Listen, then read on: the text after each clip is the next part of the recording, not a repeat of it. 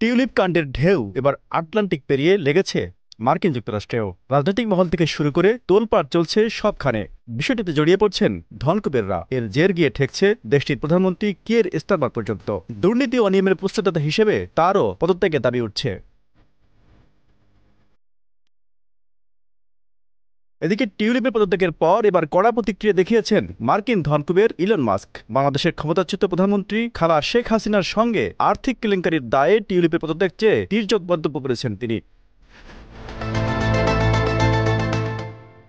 নিজের এক্স হ্যান্ডেলে Elon Musk বলেছেন, শিশু কল্যাণের দায়িত্বে থাকা লেবার মন্ত্রী দুর্নীতিবাজদের রক্ষা করছেন। তাদের দুর্নীতি বিরোধী মন্ত্রী আজ নিজেই দুর্নীতিতে জড়িয়ে পড়েছেন। সংশ্লিষ্টরা বলছেন, ইলন মাস্কের এমন মন্তব্যের পর টিউলিপের বিষয়টি আর কেবল রাজনৈতিক ইস্যু থাকলো না। ব্রিটেন বাংলার গণ্ডি পেরিয়ে এটি এখন একটি গুরুত্বপূর্ণ বৈশ্বিক ইস্যুতে পরিণত হয়েছে বাংলাদেশের জন্য, যা অবশ্যই লজ্জার বিষয়।